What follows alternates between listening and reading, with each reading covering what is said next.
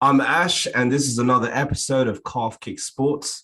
As ever, I'm joined by Tim, and today we've got MMA royalty in the house. In fact, this guy, he's a former UFC champion, Strikeforce champion, WEC champion, King of Pancrase champion. No more words really needed. Just an absolute legend and a trailblazer of the sport. How are you doing, Frank? Thanks for coming on the show. Yeah, man, I'm super good. I'm having an awesome day today. That's great to hear, Frank. I really appreciate your time here today. So it's so hard when we're doing research on people. Usually they're promoting like a specific product. But when we look back in your history, there's so many points where like, I want to ask about this, so many points on this person's life. So yeah. I'll go back to the beginning here. You were in prison from 17 to 20. You were adopted by the Bob Shamrock and the Shamrock family. What are the best lessons you learned from Bob? Sure. And great question. For me, like I grew up without a dad, and Bob Shamrock as a father figure, as a mentor. And, the best thing he taught me and the most important thing he taught me was just how to be a man. Like that's kind of missing in our society. Like, what are the steps to become a man? Because we were all troubled kids, Bob's job was to like point us in the right path. But honesty, speak your truth, stand up for what you believe in, use your body, as a vehicle and a tool, like for success, for longevity, like mind, body, spirit. So he taught all those things in his little, dad lesson way. And just the simplicity of it, be kind, love people, value yourself, invest in yourself. Just those simple ideas. That's what made me successful. That's what got me out of prison and made me successful, because without those, I was just a mess until Bob kind of came into my life and became my mentor. I had no tools, basically. So it's like a huge chapter of your life where you move forward, you learn a lot of lessons, and now you're passing it on to other people. And it sounds like you're living that lifestyle through the Shamrock Way, which is a charity you run, which helps build houses, working on mental health. Can you tell us a little bit more about the Shamrock Way and your charity, Frank? Yeah, sure. Well, when my father passed away, when Bob passed away, I was really looking for a way to honor him and sort of continue his legacy, like what he taught me. And so I wanted to reopen the Shamrock Boys Ranch, which kind of closed down when his health fell ill. The place where I went and sort of have that experience as a young man to become a man.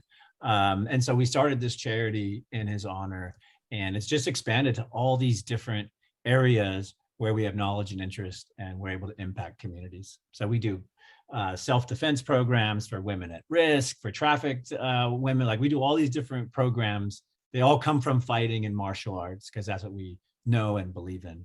And we carry on Bob Shamrock's legacy through it. Our long-term goal is to reopen the Boys Ranch, because such an impactful experience. And like I said at the beginning, we're missing those moments in society. Like, how do you become a man? Like, what's the right step? And, each group has sort of individually, made their things, but there's not like, in the old days, you went out and you speared something. You went out and you stayed the night in a cave, like you did something big, and that was kind of the thing, and everyone knew it. And now there's no like, how do you get there? Like, how do you become a man? And then what is that in our society? And you look at some of these men, they're not pleasant, they're not kind. And I'm one of the toughest men in the world. Yeah. And I'm kind to everybody. Yeah, you almost had that with the Cub Scouts and the Scouts thing back in the day. Yeah. It's like that kind of, I was in the Cub Scouts actually. So you don't have that anymore. Now you see kids just glued to their tablets or their phones, which is quite strange. You don't get any outdoors activities. And before you jumped over the creek, or, you climbed the high school thing, like it was always something, you went to the top of something, even in your own community, and all that is just kind of fallen away. And so young men like me, who are just a mess or having trouble in life, they end up, having no idea what to do. And, doing, they're boys, they do stuff. I mean, I went to prison for throwing rocks at a train. And I speak at churches and, corporations around the world, and they're like, what, that's illegal?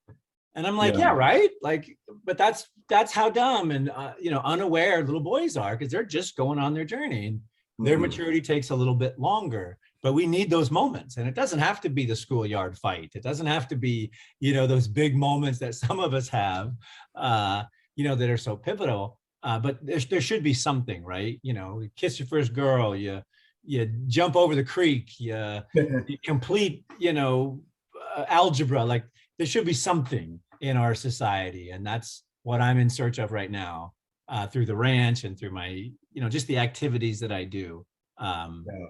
That's what I like. That's what I'm looking for. Where is that stuff? We need it. Exactly. No, absolutely.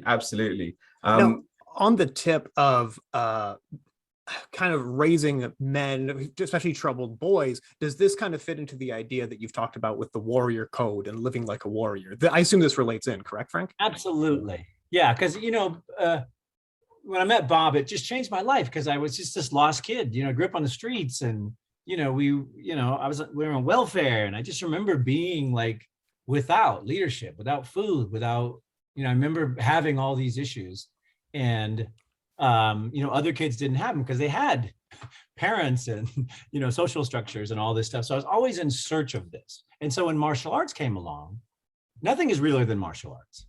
Because if you mess it up, you get punched in the face, and then you go, okay, well, that actually didn't work out. So we should talk about that and fix that, because I got punched in the face. So it takes away all this fear, and it takes away all this, disconnection between people, because you have to do it. It doesn't matter what your race, sexuality, religion, wealth, we still have to figure it out, you and I. And then the process of that, you and I are good. The technique is good. Everything gets better. So that just idea of, being vulnerable enough, being willing enough, being, hey, I'll do it. What is it? Okay, let's try it. Well, let's talk about that. I got punched in the face. Being willing to go on that journey is how business is, how relationships are, how everything is in society. And so, I always end it with, maybe there is a way. Maybe it's martial arts. Maybe it exists already, and we just don't know about it. Because it worked for me, but I'd love for everyone to be like, well, there's got to be a way. What is it? Let's try to agree on that, and let's hope it's not, axe throwing, or who knows what it is in our society. Martial arts is what changed it for me, because all that stuff Bob said, he gave me the tools. I couldn't apply them because I didn't have enough people around me besides Bob to support me. And once I got into martial arts, then everybody had the same vision. Okay, well, let's figure this out together. So I had more support. Bob gave me the belief and the courage. And then martial arts gave me the community and the family. And that's where, to me, it comes together and you're successful. So. Amazing. Are you familiar with David Goggins by any chance? Of course. Yeah. So, with the whole extreme ownership, did Bob ever teach you, your father, did he ever teach you any principles that are similar to that, that would translate today? Because that's not anything new, extreme ownership. It's been around for a long, long time, but it's just been repackaged in different ways. Would you say that that's something you've been taught at young age as well? Yeah, absolutely. Bob's thing was, you speak the truth. Yeah. So you speak the truth. That's because he spoke the truth. It's like, no, that wasn't good. That was good. But, and it wasn't, there was always a counterbalance, cause and effect. I came from a world of addiction, abuse, everything's crazy. There's no reality to the fact that I spilt milk on the floor. I know. You know what I mean? That didn't connect to me being educated. But in Bob's house, it did. Hey, you spilled milk on the floor. Don't walk through the living room with milk. And you'd be like, oh, okay. Because mechanic. So he just brought in the truth, speak your truth. And that's what, the truth is, I was scared of fighting. The truth is, I didn't know how to fight. The truth is, once I got in deep, nobody knew how to fight. And that was my secret weapon. Everyone was lying. Everyone was like, yeah, I know this and I know that. And I'm like, wait a minute. I'm studying it all. You guys don't know. And that's how I got to the front of the line, because I was willing to go okay, well, can you explain this? Because it doesn't make sense. And I don't know. And nobody else wanted to be vulnerable and say, I don't know. You know, I'm not going to write that down. I'm far too tough for that. That's the only reason I figured this out. Anybody could have done that, who had the humility and, you know, had the courage to be like, all right, well, beat me up and then tell me what you did. And then I'm going to ask you 100 questions about it until I figure it out. Yeah, of course. Who wants to do that? What a process. You know, you talking about martial arts reminds me a lot of, if you remember Evan Tanner from back in the day, he talked about fighting as a way of being very free. And I think one thing that you might be touching on, Frank, is when your life is extremely chaotic and you're having a lot of trouble, martial arts and fighting suddenly feels very simple. You have one enemy to deal with. You just have one problem to deal with. And the consequences of that problem is, like you said, getting kicked in the head. So compared to other facets of your life, was fighting oddly enough easier than other things and no holds barred and stuff like that? Absolutely. While terrifying and superficially damaging and, you know, exhausting, was actually the best life ever. Because, and I was just counseling one of my mentees this morning on this. I was like, I didn't shop for like 10 years. Like, what do you mean? I'm like, well, I didn't want to expend the energy to get in my car, drive to the store, think about shopping. Wow. That was unnecessary. Yeah. When I realized I don't need that, all I need to do is figure this out, become the greatest, be strongest, have them recover. So those things become unnecessary. But what happens is after a decade or so, when you're living in these, you know, isolated bubbles of amazingness, you just sort of lose touch with everything. And you know, you hope your community, the people that love you and respect you, keep you grounded. You hope, you know, you remain connected to that, you know, martial arts thing. But yeah, it just, what it does for the human spirit is every day you have personal achievements. Every day. And then you connect with another human being and you have a human social experience about that. That's it. And that process is what grows human beings. Doesn't matter if you're singing, doesn't matter if you're doing art. If you woke up every day, got out your art stuff, met somebody, worked on stuff together, talked about it, celebrated, had fun, broke a sweat, and then went home, you'd be like, wow, I feel amazing about this experience. But that's what martial arts gives you. And then what it gave me, because I didn't have it, was emotional stability and calm. I was like, wow, when I act this way, people are weird. Maybe it's me. Maybe I'm tired and frustrated and angry. And maybe I should not be that way, because now my buddy's like, hey, what, you all right there, buddy? Everything okay with you? So it gave me an awareness of my personal interactions and my limitations. And I had friends be like, dude, you didn't call me for 2 weeks. And I'd be like, dude, you're right. Like, what's wrong with me? And be like, I don't know. But I was like thinking maybe you didn't want to train with me. And all of a sudden my brain is like, okay, wait a minute. He wants to train with me and I'm not even paying. Like, so it gave me a deeper connection to humans, which now is what my connection to business is. I just help people. Like, oh, you need some help? Well, let's try to work together. Maybe we can make money. And if not, call this guy and good luck. And maybe I'll see you on the road. Because that's what happens in martial arts. You travel around, you're like, hey, I got this great idea. Oh, let's talk about that. No. Boom. Nope, that didn't work. All right, let's all think about it. Come back together. We'll work it out. And then we'll see you next year. That idea of collaboration and interaction and growth and purpose and, you know, personal development, that's what makes great human beings, regardless of what you're doing. And that hasn't stopped for you. You know, you're still doing that, you know. Yeah, I still do it. You know, you're not going to stop. Yeah, everything is in my life now. It's so weird because it's all energy based, right? We're just these beings of energy and we're floating around and we're attracting and putting out these other energies. And so, you know, the latest energy is I'm like, I wake up every day and it's like this fighting never happened physically. It's like it never, I wake up and I'm like, okay, it's like it could have been a dream because I'm waking up from a dream. So I'm like, this is the weirdest thing. So I'm so in touch with my body and I'm talking to all my friends and everybody's banged up. Everybody's jacked up. You got one shoulder and arm short and, you know, they're just, everybody's jacked up. And I'm like, well, how did I get through this? Yeah. You know, I mean, I was like so hardcore, like way ahead of, you know, physicality, like just grinding it. And it came down to science. Every time I broke something, I fixed it. Every time I had a need, I filled it. Every time I didn't understand, I searched for it. I made my machine as good as humanly possible until it got old. And one of the key ingredients for me was nutrition. Yeah. Found it was all about nutrition. I was like, the fuel for me I want to be a Ferrari. I want to be a Bugatti, but I'm living on, leaded gasoline. I'm eating at McDonald's, right? And it wasn't until I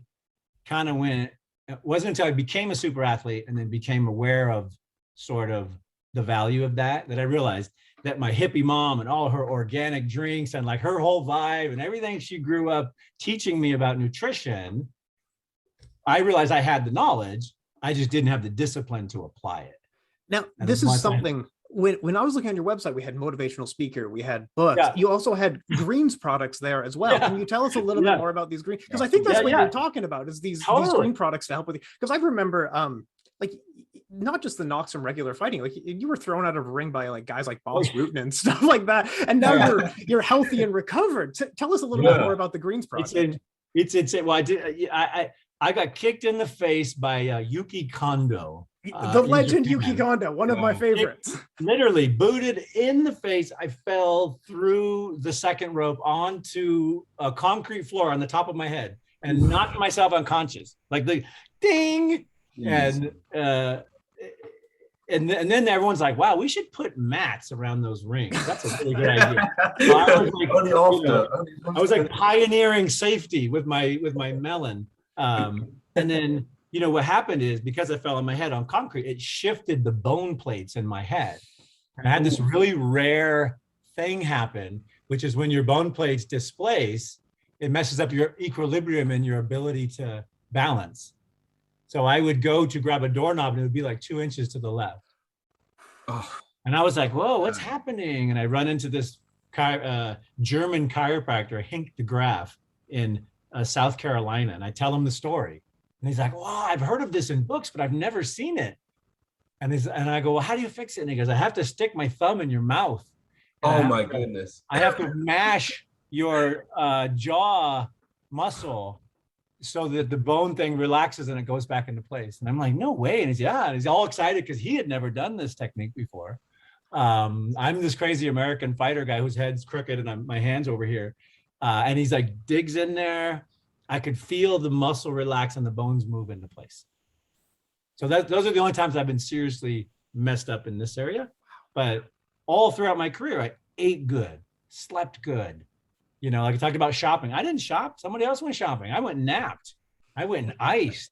I went and hydrated. I went and got a massage. I went and got, a chiropractor. I didn't waste my time shopping.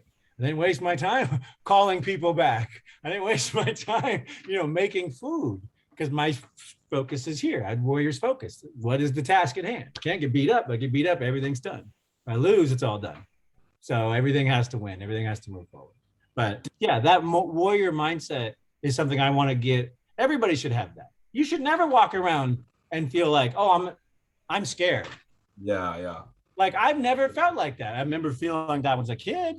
I remember when I lived on the streets, I was scared. I remember sleeping in parks and being like, I'm scared because I can't do anything. Like I don't have any strength. I have never had that feeling ever again. I see a situation, I assess it, I understand how to deal with it. It is what it is. Mechanics. Yeah. Science. You pull out a knife, get in a knife fight, you get hit with a knife. You get in a stick fight, you get hit with a stick. You get in a gun fight, you get hit with a gun. That is the probability. And the only way to avoid that is to not have it happen. Right? Because if it doesn't happen, there's no problem. If you're prepared and it happens, there's no problem. If you're unprepared and it happens, you got a problem. Absolutely. Do you ever feel problems? Who wants to walk around with problems? That's why, to me, it's like everybody should be like, okay, how you doing? I'm ready. I get it. I'm ready. If I'm one of the toughest guys in the world. If I'm in a foreign country walking on a street that I don't understand and two guys are walking towards me, do you know what I'm doing? I'm crossing the street. Yeah. I don't know these guys. Yeah, exactly. Yeah. That's smart. That's smart. They could be preachers on their way to teach pregnant women aerobics. It doesn't matter. I'm going to assess the situation, be like, you know what? Yeah. Mechanically, scientifically, this is not right. Yeah. And I'm going to walk across the street. And that takes 1 second to go, boom. And now there's zero chance ever that I could be in danger or have any risk. That's a warrior's mindset. That's what training martial arts and awareness gives you. Because I'm never going to be in a situation unless I go into it and I'm like, I need to help here because I know what to do. Other than that, it's never going to happen because I'm going to see him and be like, oh, oh, hell no. I've not heard of you, man. I've not heard of you. That's why. Do you ever feel like you lived like almost like I almost have this analogy because I was speaking to Tim about this the other day, and it's almost like you've lived multiple lives. Like Mike Tyson, you know, he lived a, you know, kind of not great childhood, and then he became world champion boxer, got all the fame and the wealth, and now he's going back to doing like podcasting and settling down, doing his own business. And I see a lot of like similarities and parallels. Do you ever feel like you know it's similar or not at all? Or yeah, totally. I mean, you know, when you here's the thing with warriors, they step forward and say yes when everyone's like, no, let's reevaluate that. Let's all discuss that. The warrior goes, no, we need to deal with that. And then the difference is they're prepared to deal with it. And if they get punched in the face, they're going to be like, well, that sucks. And I'm going to figure that out. But they have a tool set ready. Everyone else goes, okay, well, you know, let's call someone. Let's talk about this. Let's vote who goes out and deals with it. And when you have that mindset in your life, you don't shy away from it. Like, you don't worry about things. You just go, oh, okay, boom, let's get that done. And sometimes you screw it up. Sometimes you don't. Sometimes it's great. But everyone appreciates the fact that you're stepping forward and going, okay, well, let's try this and let's go there. And that's a quality that is transferable, that it just, everybody wants to be around someone who's like, well, let's give it a shot. Oh, we screwed it up. Well, I'm not bleeding. Let's get in there and try it again. Like, everyone wants to be around someone who has belief and passion and purpose. And if you don't value yourself, or if you don't, like, what really brought it home when I had my son, I was like, well, who's going to look after my son? Because I remember being alone. I remember having no dad and being like, this is scary. And the hardest part for me, and what really changed me as a person, is when I went to prison, nobody was there to look after my son. No dad. And I did exactly what my dad did to me. And that's when I went, am I going to be that guy, or am I going to change? And that's it. That's what it's those moments in life. What's the decision? Yeah. And for a lot of us, it's just accepting roles. A lot of it's, hey, do you want to be the two preachers walking down the street to go teach that class? And if the preachers say yes, that's their role. And in that role, they got to be their best, because somebody's relying, you know, the energy is someone's relying on it, needing it. There's value. And as a warrior, my job, do the best I can to crush it, right? Whatever it is, because that's what the purpose is. I'm not going to go into, battle and be like, oh, I'm going to poke your toe, and then you're going to get an infection. In 6 months, you're going to fall over and die. I'm like, no, because we got to protect. So it's, we're going to do it the quickest, most efficient, biomechanically sound slash that does the most amount of damage quickly with the least amount of effort. Efficiently, right? Working efficiently. Now, we do have to switch paths because we are still a mixed martial arts show. We are still, talking about fighting. Our fans want certain questions answered. And I think the questions that's coming, because every interview, it's like these questions are always chasing you. What is the Dana White and Hall of Fame story, number one? And what is the actual true story behind Dana White and the Hall of Fame for you, Mr. Frank Shamrock? Oh, sure. Yeah. So I don't know what the real story is. I don't really follow kind of the media for this sport, just because I kind of checked out. So I'm not really sure what the media story is, but they did invite me to the Hall of Fame a couple of years ago, 2 years ago, I think it was. And then, we had come to an agreement on some things. And then, I think we were both looking for sort of a show of faith because it had been so acrimonious for so long. And so I think they wanted me to show up and be nice, and I wanted them to show up and be nice. And we couldn't get to the show up and be nice, conversation, and then it fell apart. And I was sort of indifferent to it because I was doing my own thing. So I was like, whatever. If it works itself out, I'll show up. And then it just didn't. And then so that was it. And yeah, and it really happened, what happened with Dana and I was an evolution in the sport. I was a martial artist. So for me, it was about this development, this martial art. Like, this is how this is what the value is. And that's how I was able to make such a commitment. So for me, it was like, listen, this is life-changing. This is what it did for me. This is the value it has on society. I'll accept the role of being the guy, the messenger. And that is what I became. I became the spokesman of the entire sport for years. Yes. When they bought it, I was the guy who had explained it all and told, been the guy. And so we really tried to bring those two ideas together, and we just couldn't. And then, they weren't pleased. They weren't like, when business fails, like, or doesn't work out, we're like, oh, don't worry about it, we'll try something else. They were more of upset by it. And I was just indifferent. I was like, whatever, because I was on my journey, which involved, then starting a league and, expanding network television. And so for me, I'd already moved past the idea that this might be extremely valuable for the country and I might need to share the message. And I just kind of moved on. So bigger stuff going on. I understand. Ash.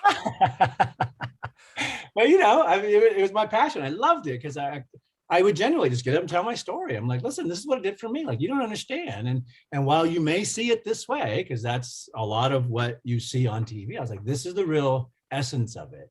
And, it's funny because when I do public speaking, I'm always like, my biggest claim to fame is not fighting. It's convincing America that cage fighting was a good idea. Because it's such not a good idea, but then it is. It really is. It really is. So it's like, it really is. but I don't understand. Yeah. And then I tell them the story and they're like, well, shit, he has the perfect passion on something that is totally questionable if it's healthy for you at that level. So it just brings up so much, interest because, nothing changed in me. Prison, discipline, martial art. Oh, great tools.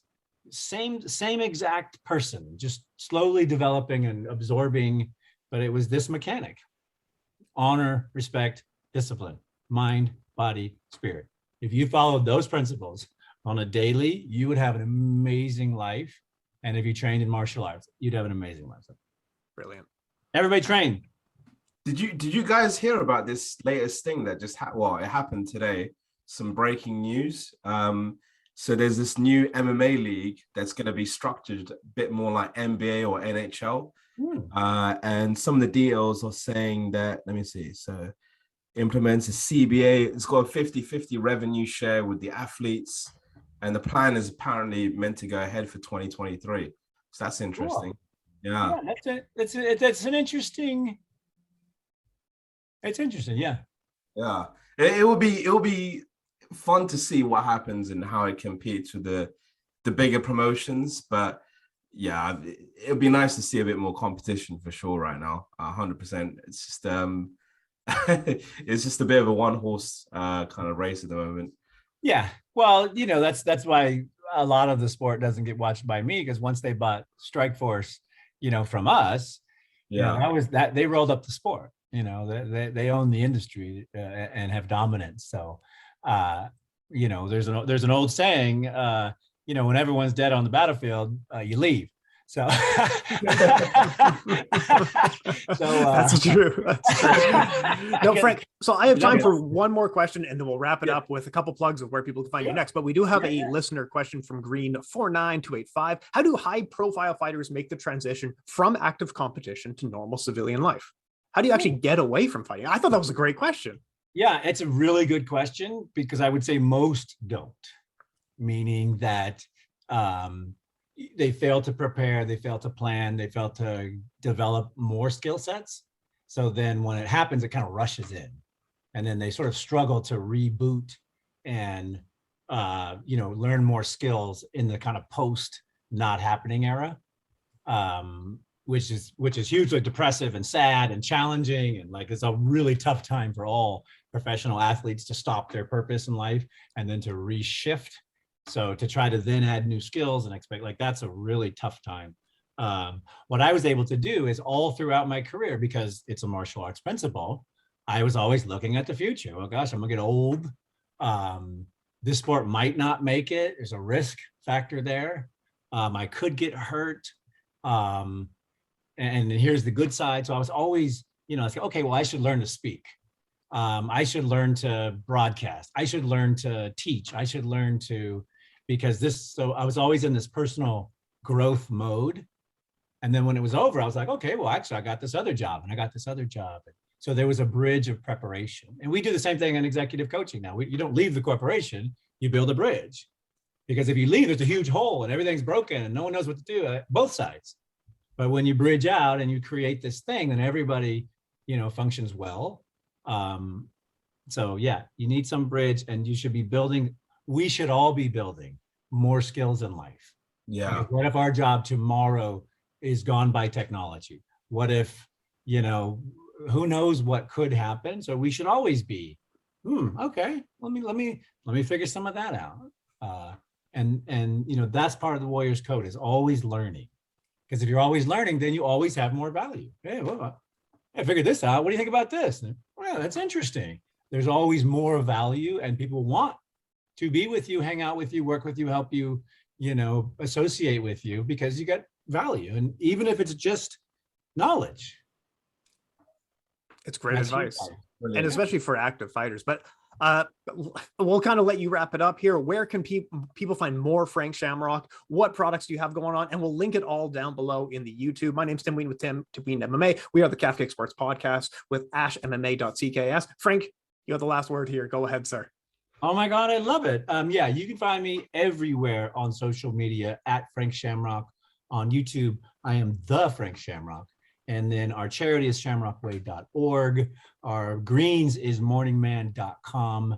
And yeah, one message I want to give everybody, the one thing that is free, builds communities, empowers people, just makes people better, kindness. Brilliant. Kind. If you did nothing but just went out and were kind to people, you will find success. And I'll tell you why. Because people want people to be kind to them. Because people that are kind are nice to be around. They're enjoyable. So if you want to be successful, I would just stop and be like, how can I be kind to every single person I meet today? Beautiful message, man. I love that. Yeah. Frank, so much appreciate your time. Huge thanks for coming on the show. Yeah, man. Thank you guys.